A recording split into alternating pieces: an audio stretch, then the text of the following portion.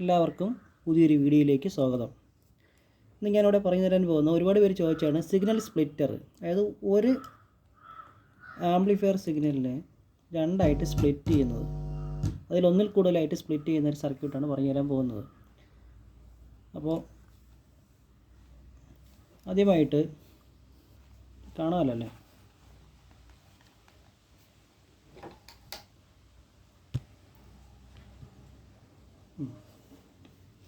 ആദ്യം നമുക്ക് വേണ്ടതെന്ന് പറഞ്ഞാൽ ഒരു വോൾട്ടേജ് ഫോളോവർ, അതായത് ഫേസ് ഷിഫ്റ്റ് ഇല്ലാത്ത ഒരു വോൾട്ടേജ് ഫോളോവർ സർക്യൂട്ടാണ് ആദ്യം വേണ്ടത്. അതിനായിട്ട് നോ നോയ്സ് ആയിട്ടുള്ള ഏതെങ്കിലും ഒരു IC ഉപയോഗിക്കാം. പവർ സപ്ലൈയാണ് നല്ലത്. ഇൻപുട്ടിൽ 10 MFD 1 MFD കൊടുക്കണം. അവിടെ ഇൻപുട്ടിൽ റെസിസ്റ്റൻസർ വേണം. ഗ്രൗണ്ടിലേക്ക് ഒരു 100K മുതൽ 47K അതിനകത്ത് കൊടുക്കാം. ഇവിടെ ഗെയിൻ ബൂസ്റ്റ് ആകുന്നില്ല. ഈ ഗെയിൻ തന്നെയാണ് അതേ ഫേസ് ഷിഫ്റ്റിൽ ഇവിടെ വരും. ഇവിടെ എത്തുമ്പോഴേക്കും നമുക്കിവിടെ ഗെയിൻ ബൂസ്റ്റ് ആവശ്യമാണ്. നോൺ ഇൻവെർട്ടർ തിയറിയിലുള്ള ഒരു ആംപ്ലിഫിക്കേഷനാണ് നമുക്കിവിടെ വേണ്ടത്. നോൺ ഇൻവെർട്ടർ തിയറിയിലുള്ള ഇവിടെ 105, അതായത് 1 MFD നോൺ പോളാർ ഉപയോഗിച്ചിട്ട് ഇതിൻ്റെ നോൺ ഇൻവെർട്ടർ ഗേറ്റിലേക്കാണ് ഇൻപുട്ട് പോകുന്നത്. ഔട്ടിൽ 4.7K ആദ്യത്തെ ഇൻപുട്ട്. ഇവിടെ ഗെയിനായിട്ട് ഒന്നുകിൽ ഒരു 100K പ്രീസെറ്റ്, പക്ഷേ ഫിക്സഡ് ആയിട്ട് ഉപയോഗിക്കുകയാണെങ്കിൽ 33.9K. അതിന് പാരലായിട്ട് unwanted frequency harmonic distortion block ചെയ്യാനായിട്ട് 220 PF അതിന് പാരലായിട്ട് കണക്ട് ചെയ്യണം.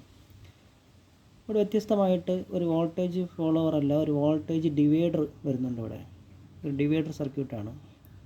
10K ഗ്രൗണ്ടിലേക്ക് കണക്ട് ചെയ്ത് കഴിഞ്ഞാൽ ഇത് ഗെയിൻ സർക്യൂട്ടായി മാറും. അപ്പോൾ ഫസ്റ്റ് ഔട്ട് കിട്ടി. അതുപോലെ തന്നെ 3 ചാനലും ചെയ്ത് കഴിഞ്ഞാൽ നിങ്ങൾക്കൊരു സ്പ്ലിറ്റർ സർക്യൂട്ടായി. പിന്നെ ഇവിടെ നമുക്ക് NE 5532 ഉപയോഗിക്കണമെങ്കിൽ ഇവിടെ നമുക്ക് JRCയോ TLO ഒക്കെ ഉപയോഗിക്കാം. NE 5532 എപ്പോഴും ലോ വോൾട്ടേജ് കൊടുക്കുന്നതായിരിക്കും നല്ലത്, ഒരു 12 വോൾട്ട്.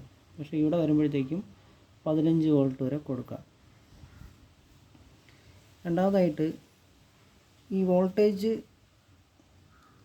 ഡിവൈഡർ ആയിട്ട് വരുന്ന ഇതുണ്ടല്ലോ, ഇൻവെർട്ടറിൽ വരുന്ന വോൾട്ടേജ് ഡിവൈഡർ 10K, ഇതിൻ്റെ വാല്യൂ കുറയുന്നതിനനുസരിച്ച്, അതായത് 10K എന്ന് 1K 6K 2K ആവുന്നതിനനുസരിച്ച് ഇതിൻ്റെ ഗെയിന് കൂടും.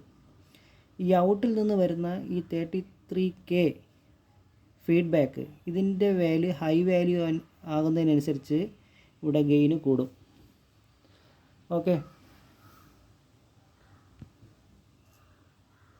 ഇതെല്ലാവരും ഒന്ന് പരീക്ഷിച്ച് നോക്കുക. അപ്പോൾ ഇതായിരുന്നു ആ സർക്യൂട്ട്. ഞാനിവിടെ ഒരു ഇൻപുട്ടാണ് കണക്ട് ചെയ്തിരിക്കുന്നത് കൺട്രോൾ വെച്ചിട്ട്. ഇവിടെ രണ്ടായിട്ട് സ്പ്ലിറ്റ് ചെയ്തൊക്കെയാണ്, രണ്ടായിട്ട് സ്പ്ലിറ്റ് ചെയ്തിരിക്കുകയാണ്. 2 ഗെയിൻ കൺട്രോൾ, ഒരു IC.